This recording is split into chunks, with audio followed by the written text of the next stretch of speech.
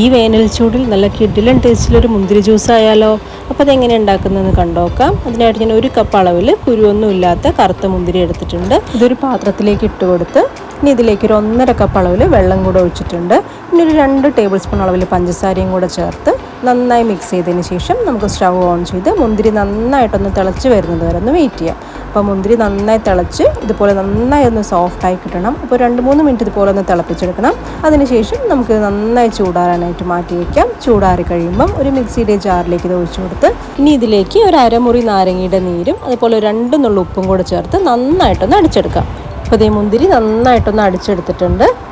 ഇനി നമുക്ക് ഒരു അരിപ്പ വെച്ച് ഈ ഒരു ജ്യൂസ് നന്നായിട്ട് ഇതുപോലെ ഒന്ന് അരിച്ചെടുത്തതിന് ശേഷം ഒരു ഗ്ലാസ്സിലേക്ക് കുറച്ച് ഐസ് ക്യൂബ്സും കൂടി ഇട്ട് അതിലേക്ക് ഒഴിച്ച് കഴിഞ്ഞാൽ നല്ല കിഡിലൻ ടേസ്റ്റിലുള്ള മുന്തിരി ജ്യൂസ് റെഡി.